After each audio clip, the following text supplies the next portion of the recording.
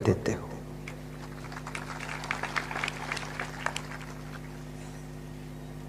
कृष्ण से अर्जुन पूछ रहे हैं कि हे कृष्ण, सुख कैसे प्राप्त होता है।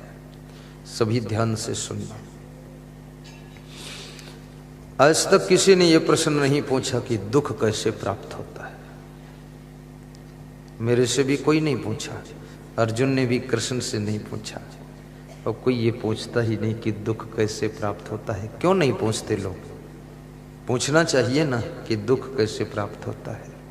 नहीं पूछेंगे लोग। क्यों नहीं पूछेंगे? क्योंकि लोगों को प्राप्त हो चुका है, इसलिए पूछने की जरूरत नहीं। दुख तो पहले से प्राप्त है। कोई नहीं पूछता गरीबी कैसे आएगी, सब पूछते हैं हम धनवान कैसे बनेंगे, क्योंकि गरीबी तो पहले से ही है। ऐसा आई है गरीबी, जा ही नहीं रही है। दुख भी इतना हो चुका है कि वो विदा ही नहीं हो रहा है, इसलिए हम कभी नहीं पूछते कि दुख कैसे मिलेगा। और जब तक इस जानकारी को तुम प्राप्त नहीं करोगे कि दुख कैसे मिलता है, दुख कैसे होता है, दुख कैसे आता है, दुख क्यों होता है, दुख का कारण क्या है, दुख कहां से आ जाता है, दुख क्यों आ जाता है, दुख कौन देता है, जब तक ये आपको पता नहीं चलेगा तब तक आपकी जिंदगी में दुख का आना बंद नहीं होगा। कितना सुख के लिए प्रयास करो, लेकिन आपके जिंदगी में दुख का आना बंद नहीं होगा। फिर तो ऐसे होगा, कीचड़ लगाते रहोगे, दूसरी तरफ पानी से धोते रहोगे, लेकिन ये पता लगाओ ये हमारे कपड़ों में कीचड़ लगता कहां से है। जहां से लगता है वहीं से सावधानी बरत लीजिए, तो कीचड़ लगे ही ना तो धोने की जरूरत ही नहीं है, दुख पैदा ही ना हो तो सुख की जरूरत ही नहीं है। ये भी बात मैंने आज ही सोचा है। मैं भी बहुत दिनों से प्रवचन करता हूं पर ये शायद खोसियालेश्वर महादेव की कृपा है जो सोचा हूं।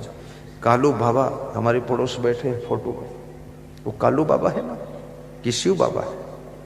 खोसियालेश्वर कालू बाबा को बिठा दो। शंकर बाबा कालू बाबा दोनों अकेले थोड़ा डर भी लगता ना, एक बाबा है। कल कालू बाबा को भी यहां बिठा देना फोटो, ठीक। अखंड दीपक जल रहा है, दीप प्रज्वलन मैंने किया है। वो भक्त जी दीप लाए थे तो सोच रहे थे क्या करूं, कहां रखूं, कौन जलाएगा। मैंने कहा इधर लाओ, यहां रखो, मैं जलाऊंगा। फिर वहां रख दो, खोसियालेश्वर महादेव के पास में दीपक रख दो। संकोच लगता है, लेकिन फिर भी इस क्षेत्र के लोग समझदार हैं, काफी होशियार है लोग। बहुत अच्छा लगा मुझे। बहनों को देख रहा था, आरती का दर्शन करा रही थी। इधर भाइयों को देख रहा था, वो भी दर्शन करा रहे थे, 5-6 लोग इधर भी। और दर्शन जो कर रहे थे वो ऐसे आरती लेकर उसमें अपना दान भी अर्पित कर रहे थे। आरती का दर्शन मुफ्त में नहीं किया जाता है, आरती का दर्शन कुछ दक्षिणा भेंट करके किया जाता है।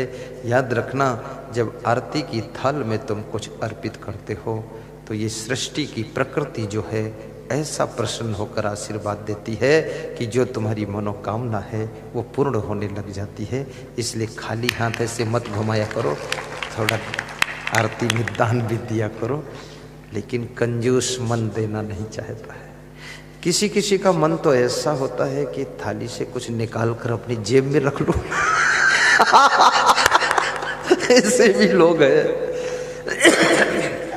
वो तो बहुत लोग देख रहे हैं, अगर कहीं आड़ में हो तो निकाल भी लेंगे। बहुत मन चंचल है। ई मन चंचल ई मन चोर, ई मन शुद्ध ठगहार। मन मन करते सुर नर मुनि चढ़े, मन के लक्ष्य द्वार। मन का बहुत बड़ा खेल है।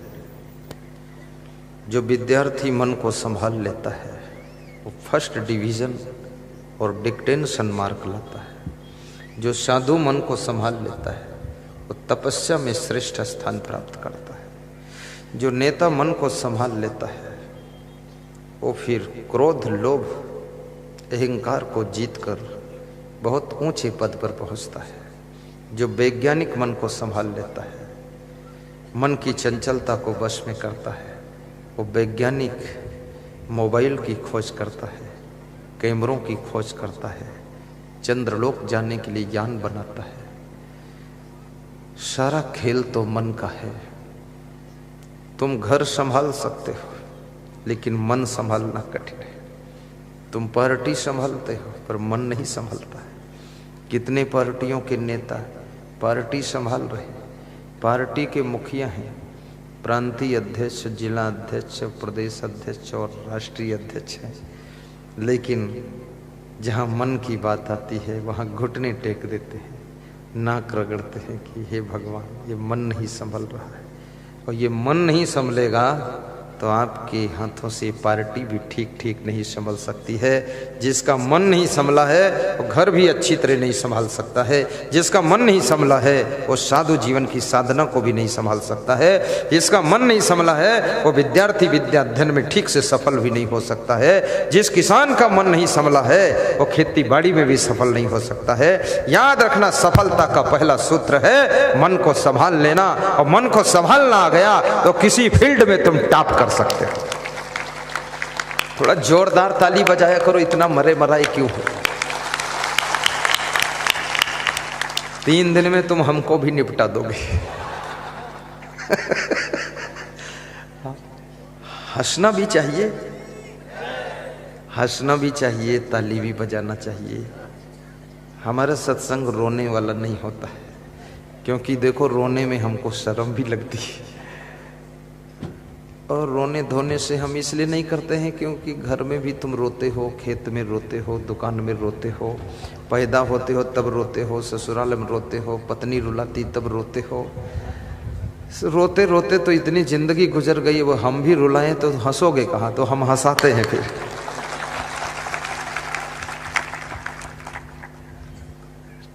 ये ठीक है शैली की नहीं ठीक है। हाँ, अब हम भी रोना धोना शुरू करें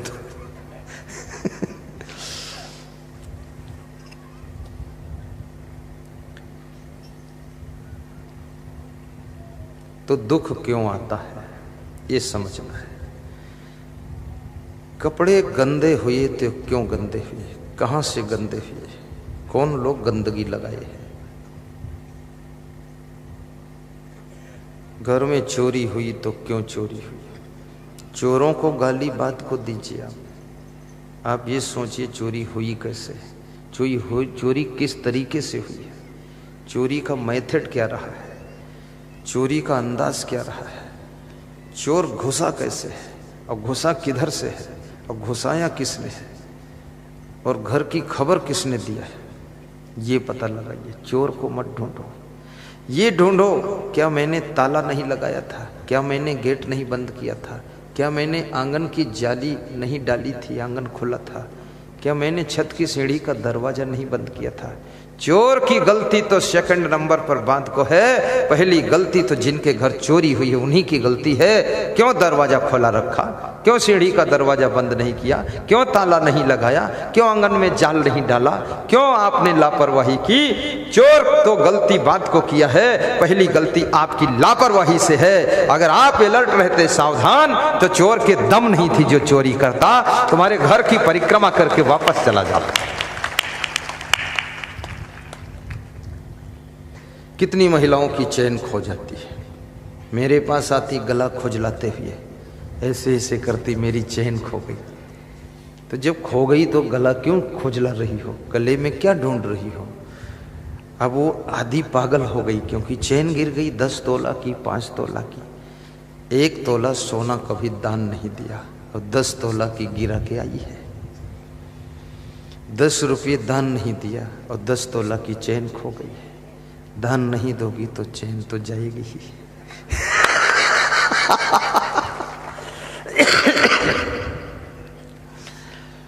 मैं तो कहूँगा पहली बात, जो बुद्धिमान महिला है वो चैन पहन करके, गले में हार पहनकर सत्संग में नहीं आएगी, क्योंकि गुरु जी को क्या दिखाना है चैन और हार।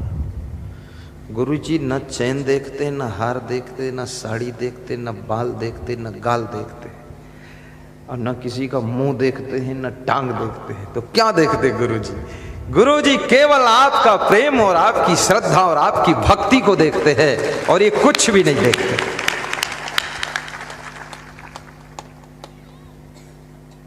मैं दुबई गया था प्रवचन करने, तो वहां पर 1-1 किलो सोना के हार थे, बहुत बड़े बड़े।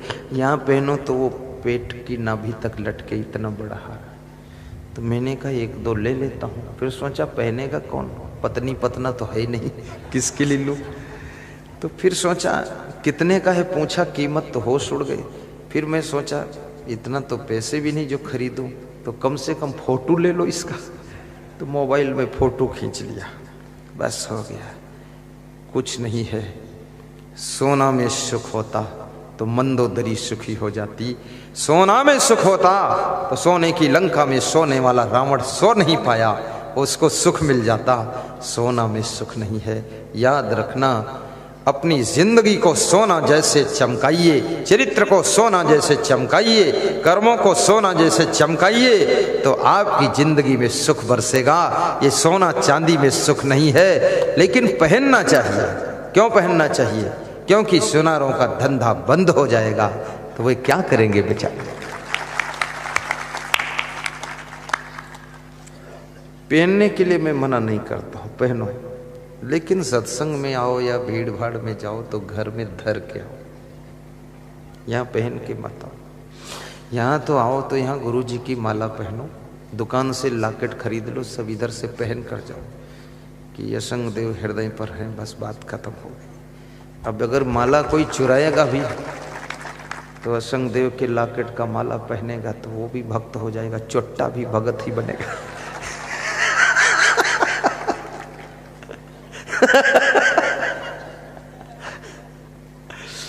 कई लोग तो भगवान को भी चुरा ले जाते हैं। ये हिंदुस्तान में बड़े विचित्र लोग हैं। कितने मंदिरों के भगवान चोरी में चले गए, कितने मंदिरों के घंटा चोरी में चले गए। हिंदुस्तान जैसा चट्टा देश तो मैंने नहीं देखा, बहुत है। यहाँ तो पुराने चप्पल भी चुरा लेते लोग, सेकेंड हैंड चप्पल ले जाते।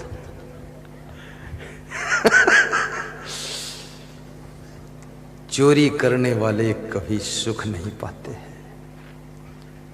चोरी करने वाले कभी सम्मान नहीं पाते हैं, चोरी करने वाले कभी शांति नहीं पाते हैं। और चोरी में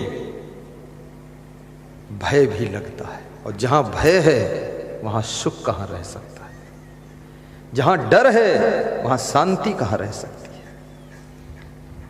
शांति 1 लाख रुपये तुमको मैं देता हूं और कहूं खंडवा की मार्केट से शांति खरीद लाओ, क्या 1 लाख में शांति मिल जाएगी? चलो 1 करोड़ देता हूं, क्या शांति मिल जाएगी? पंधाना की मार्केट से 10 करोड़ में 10 करोड़ नहीं, 100 करोड़ नहीं, 1 अरब नहीं, शंख पदम नहीं, विश्व की सारी संपदा दे दो, लेकिन शांति फिर भी नहीं मिलने वाली है। शांति पैसे से नहीं मिलती है, शांति प्रेम और अंतःकरण की पवित्रता से पैदा होती है, और शांति फ्री मिलती है जब अंतःकरण पवित्र होता है तो शांति का जन्म हो जाता है। मुझसे लोग पूछते हैं खुश क्यों रहते हो, आप पास बहुत कुछ है क्या? हमने कहा बहुत कुछ से खुश नहीं हूँ, बचपन से खुश रहता हूँ। क्यों? कभी चोरी नहीं किया, न कभी चाय पिया, न कॉफी पिया, न गाँव घूमने गए, न टीवी देखा, न किसी की बीबी देखा, तो खुश तो रहूंगा ही। अब जो लोग सब लफंगेबाजी करेंगे वो खुश क्या रहेंगे? चूहा राम तिवारी, न लोटा है न थारी, इधर उधर की तैयारी।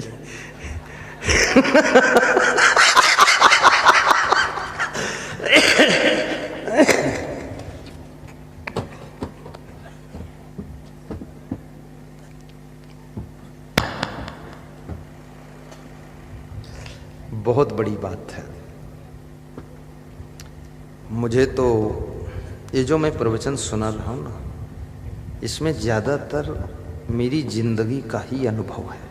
मैं बहुत सोचता हूँ मनुष्य के बारे में, दुख सुख के बारे में बहुत विचार करता हूँ कि इतना लोग दुखी क्यों होता है।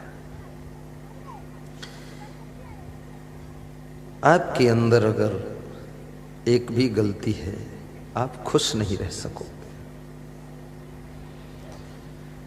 और गलतियों से तुम मुक्त हो गए हो तो आप फिर प्रसन्न रहोगे। पैदल चलो तो खुश रहोगे, गाड़ी में चलो तो खुश रहोगे, एरोप्लेन में उड़ो तो खुश रहोगे। और खुशियों को देने वाला कौन है?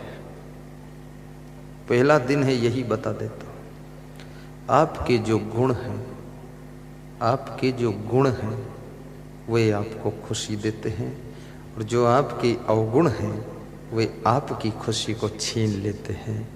आपके पास ही में ही खुशी और ना खुशी, दुखी और सुखी होने की चाबी है। जब अपने मन की चाबी को अवगुणों की तरफ घुमा देते हो तो दुख शुरू होता है, और मन की चाबी को जब तुम गुणों की तरफ घुमा देते हो तो सुख शुरू हो जाता है। दुख सुख के मालिक तुम हो, कमांडर तुम हो, लेकिन तुम दुख का कारण बाहर ढूंढते हो, सुख भी बाहर ढूंढते हो। जब तक दुख सुख तुम बाहर ढूंढोगे, देखोगे, तब तक ना तुम सुखी हो पाओगे, ना प्रसन्न हो पाओगे। दुख का कारण भी तुम्हारे अंदर है, सुख का कारण भी तुम्हारे अंदर है।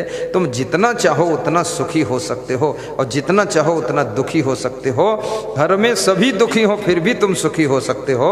ये चाबी तुम्हारे पास में है। अपने आप को संतुष्ट करना सीखो, अपने आप को निर्मल बनाना सीखो, तो जो छोटा सा घर है उसमें बड़ा सा सुख मिलेगा। अगर अपने आप को तुम शुद्ध नहीं कर सके तो बड़े से घर में उससे भी बड़ा दुख मिलेगा। इसलिए मैं कहूंगा स्वयं को पवित्र कीजिए, फिर देखिए सुख की धारा बहेगी। मिलता है सच्चा सुख केवल गुरुदेव तुम्हारे चरणों में।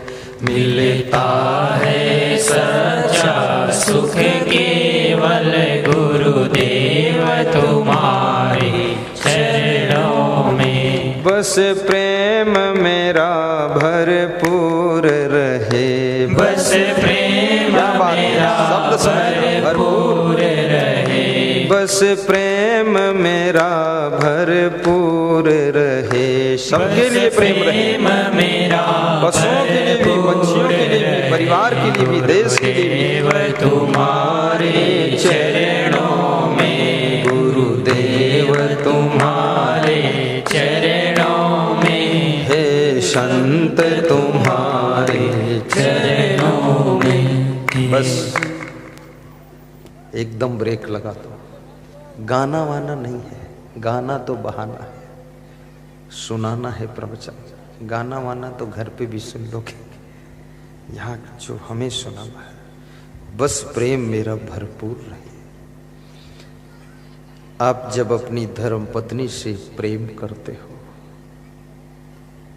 जब तुम्हारी पत्नी तुमसे प्रेम करती है, जब तुम अपने माँ बाप से प्रेम करते हो, माँ बाप जब अपने बेटा बेटी से प्रेम से बात करते हैं, और जब प्रेम से तुम अपने परिवार में रहते हो, जब देश से प्रेम करते हो, देश से प्रेम करोगे तो देश हित में कोई कार्य होगा तो तुम उसमें सहयोग करोगे।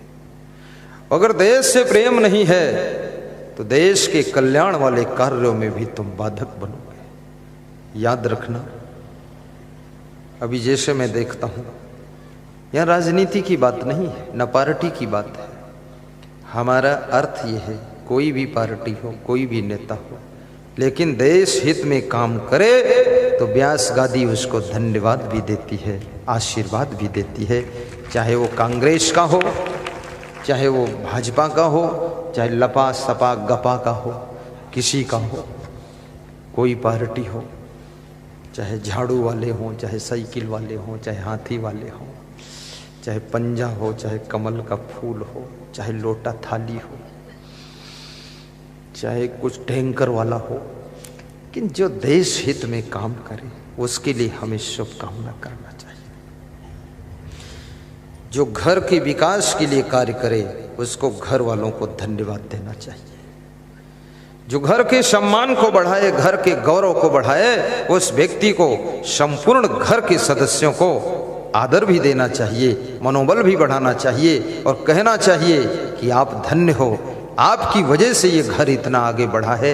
याद रखना, काम तो बहुत लोग करते हैं, लेकिन घर की उन्नति हो या आश्रम की उन्नति हो या कि समाज की उन्नति हो, देश में कोई डिसीजन हो, कुछ लोग उसमें मास्टर माइंड के होते हैं। 2-4% उनके कारण जो है घर डेवलपमेंट करता है, आश्रम डेवलपमेंट करता है। मेहनत करना तो एक बात है, लेकिन गलत दिशा में मेहनत करने से भी रिजल्ट कोई आने वाला नहीं है। सही डिसीजन लेकर के सही पॉइंट पर जब मेहनत की जाती है तभी सही रिजल्ट आता है। इसलिए मास्टर माइंड को धन्यवाद देना चाहिए और कहना चाहिए कि मैं भले ही आपको नहीं मानता हूं, लेकिन आपके कार्य ऐसे हैं कि आपको धन्यवाद देता हूं। आज हमारे देश में राम मंदिर जो बनने का निर्णय हुआ, मैं भी उसके लिए खुश हूं। तुम लोग खुश हो कि नहीं खुश हो? यह पार्टी लेवल की बात नहीं है। यहां सभी पार्टी के हमारे भक्त हैं, हम किसी पार्टी के नहीं हैं। न हम कमलनाथ के हैं, न हम शिवराज के हैं, हम तो रामराज के हैं। रामराज होना चाहिए। यहाँ तो बस राम भगवान का मंदिर बन गया। ये हिंदुओं का सम्मान है, हिंदुस्तान की शान है और संत महात्माओं की खुशी है। और हिंदुस्तान की धरती पर रहने वाले हिंदू, मुस्लिम, सिख, ईसाई, जैन, यहूदी, पारसी की सुरक्षा का कवच कुंडल है जो कि राम मंदिर के निर्माण का फैसला आया। अन्यथा राम मंदिर के नाम पर न जाने कितने हिंदू मारे गए, न जाने कितने मुस्लिम मारे गए, न जाने कितना खून खराबा हुआ। अब भविष्य में वो झगड़ा सब खत्म हो गया। मोदी जी को धन्यवाद, अमित शाह को धन्यवाद।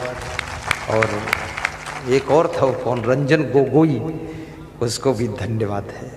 गोगोई साहब, उसका नाम भी बड़ा अजीब है, गोगोई लेकिन हिम्मत करके उसने फैसला कर दिया। और मैं हिंदुओं को भी धन्यवाद देता हूँ, मुसलमानों को भी धन्यवाद देता हूँ। कांग्रेस, भाजपा, सपा, बसपा, लपा और कौन, लोसपा और जपा, तपा, खफा, सबको धन्यवाद है, क्योंकि किसी ने राम मंदिर के फैसले का विरोध नहीं किया। मुस्लिमों ने भी चुपचाप धन्यवाद दिया, सिखों ने धन्यवाद दिया, हिंदुओं ने धन्यवाद दिया और सब देशवासियों ने धन्यवाद दिया, सब पार्टियों ने धन्यवाद दिया। राम मंदिर में कोई किसी को इनकार नहीं था।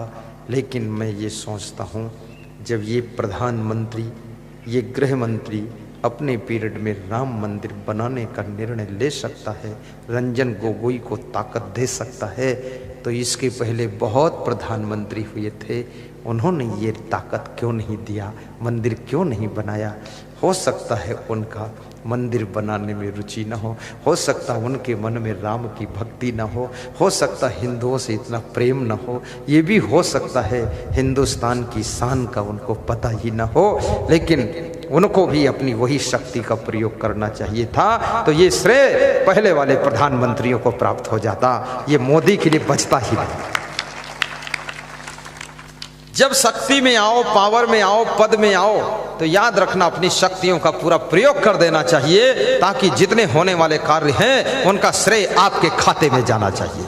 यदि आप नहीं करोगे, चूक जाओगे, तो अगला कोई आएगा, वो श्रेय को प्राप्त करेगा। उसके लिए छोड़ो ही मत, फट से कर दो। मेरे पास एक छत्तीसगढ़ का नेता आया, बोला क्या करूं गुरुदेव, बहुत चुनाव जोखिम का है, हारने की उम्मीद है। तो हमने कहा तो बुरा क्या है, दूसरा हारेगा वो भी दुखी होगा, तो तुम ही हार जाओ, दुख को झेल लो।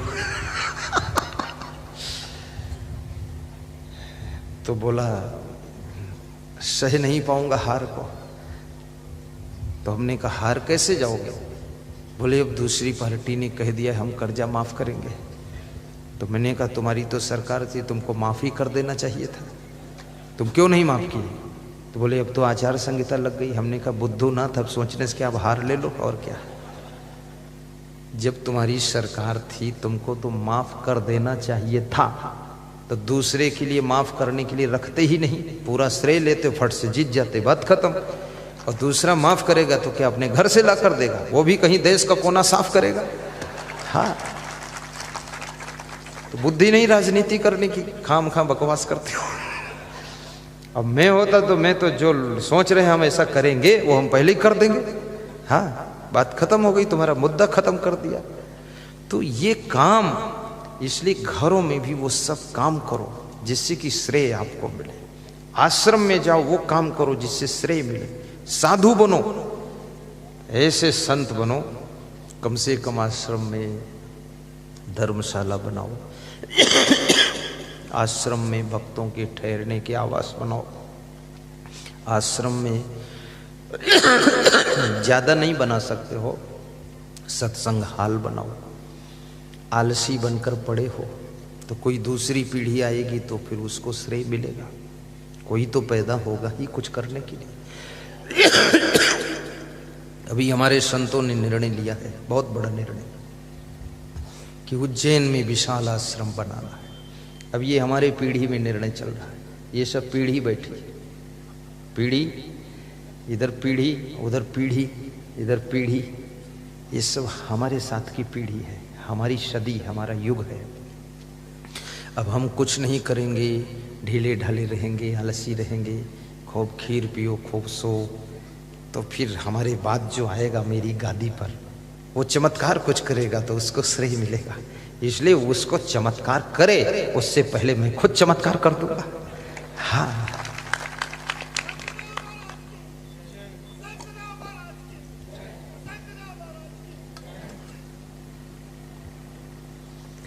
एक राष्ट्र कवि हुआ है, उसका नाम था मैथिली शरण गुप्त।